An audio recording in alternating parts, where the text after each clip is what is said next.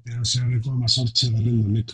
Momentu honetan, hitza, interpelazio gogorra da. Kontsumoa pilatzea eta itzura nagusi dira munduan, gaurko irakurgaiek bizitzari, jakinduria sakonagaitik, evangelioak sortzen da, jainkurien gaitik begiratzen bultzatzen daituen.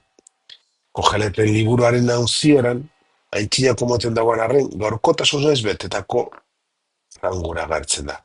Uskerie utza dana, uskerie da. Ez da bizitzaren gaitzespena, gure bihotza igaro, gaztau egiten diran gauzetan. Benetako euskarri ez diran gauzetan ez jartzeko. Deia da, atzeden barik loen egin dauanak aberastasun edo arrakastak pilatu dituanak. Beragaz ezin dituela eroan ikusten dago. Azkenean eta orduan zera galdetzen dutxo bere buruari. Merezi ente dau guzti horrek evangelioak irakaspen bera jasoten dau. Parabola erara. Usta hundiaren ostien garaia hundiagoak egin. Atzeen hartu, jan, edan eta ondo bizitza erabakitzen dagoan gizona beratzana. Baina jaingoikoak gauze dinotxu, buru bako alakoa. Gaur gauean berta mil behar dok, norentzat izango dok pilotu dodana, tosuna. Jesusek ez dago beraztasuna beraren kontra denatzen, baina bai, bera baitan izten dan. Bakarrik bilatzeko bizidan eta funtseskoa. Oda, angoikoarentzat eta bestentzat, bizitzea astu egiten dagoan bihotzaren itxutasuna. Bigarreak orgaian kolosarrai egindako epistolatik ikusten dugu jarri zuen gogoa goiko gauzetan, ez lurrekoetan. Kontua ez da errealitateari jaramon egin barik bizitzea. Oinak lurrean eta bihotza zeruan dugula bizitzea baino. Kristo lehen estea da. Gure bizia Kristo ardatzat hartuta antolatzea. Eta horretarako ezinbestekoa da norberekeria, diruzalakeria, kusurralde baiten da itzi eta gizon barri. Gatzaien antzeko gizaki barritu egitea. Gaurko ospakizunean dei bat jasotzen dugu. Gure lehentasunak berririk ikusi da iguza. Zer da gehien baloratzen dudana. Zertan emoten dut nire denborie. Nire alegina, nire pentsamentoak, nire bizitzan, gauza iraunkorretan, jartzen dut, arretara iragonkorretan. Evangelian ez jaku esan ondasun barik bizi behar dugunik. Bihotz askeaz bizi behar dugula baino. Zorioneko izateko jabetzak ezinbesteko ez dituen bihotzaz. Aberats izan gaitezela eskatzen duzku. Baina aberats jangoikoaren aurrien, baitasunean, eskuzabaltasunean, itxaropenean, errukian, hori zeroango dugu eta bizitza honetatik harago. Eskatu diogun, onari, jakinduriaz bizitzen, erantzukizunez lan egiten, postazunez banatzen, eta gure bihotza, beraren ganan benetan, iraunkorra dan altxor bakarrean, ipinten erakusteko.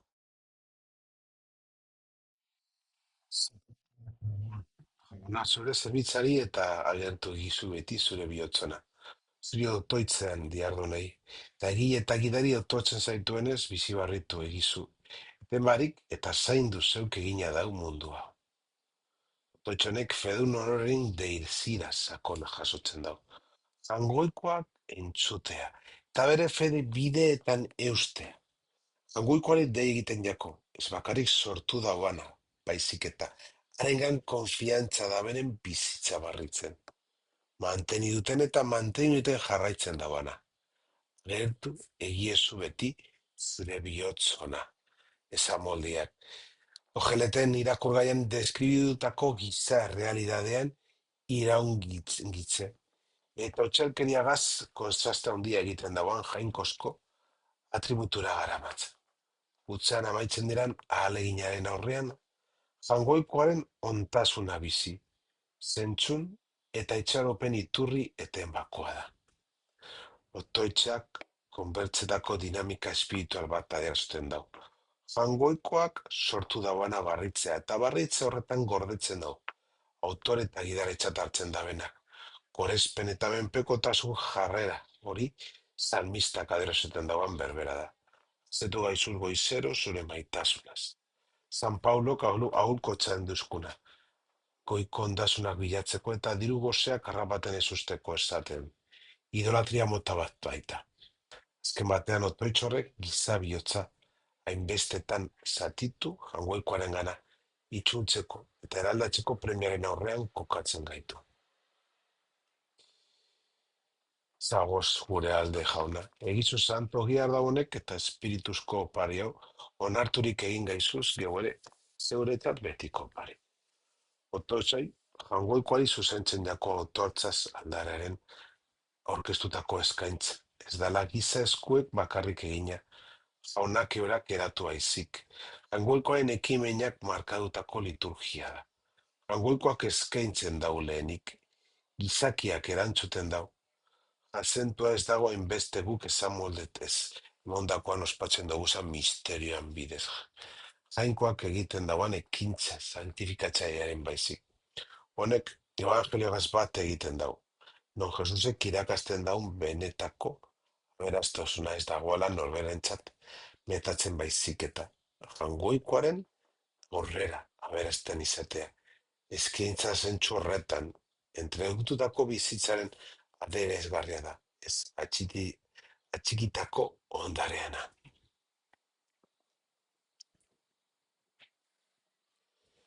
Zer galdi dugu bizitzea, mugitzea eta izatea.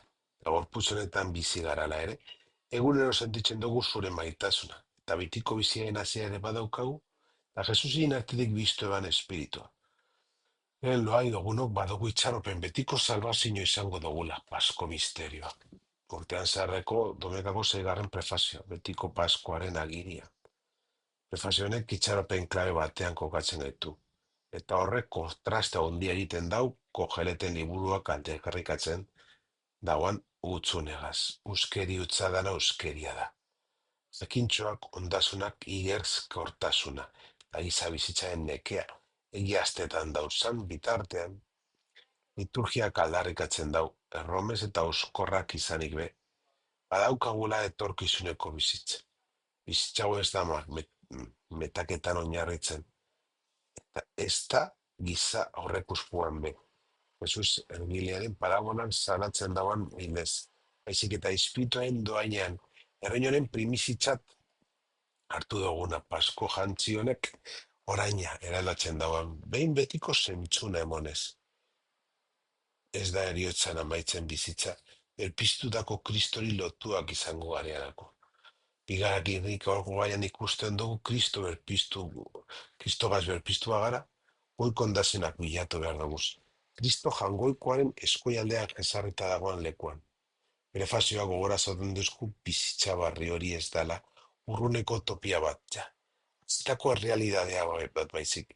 Jesus, berpiztu eban espirituak, gugan beteten dauz.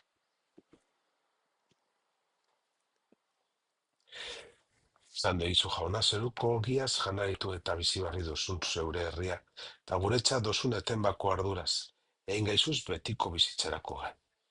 Otoitzak erregu argi eta onkigarri zuzentzen dau. Eukaristiko komunidadea barriztateko erabilidan bidea izan dela autortuz. Mundu honetan hasidan barrikuntzea. Doain jainkotiar horrek bere bizitza zehatzen iraundaian eskatzen da. Dei jainkotiar honek kogeleten delinatuteneko utzune existentzialari erantzuten dutxo. Non dan alperrokoa bailitzetake. Liturgiak aldeharrikatzen dau, ordea, zeruko doaia jaso da benak, ez dago zala bakarrik.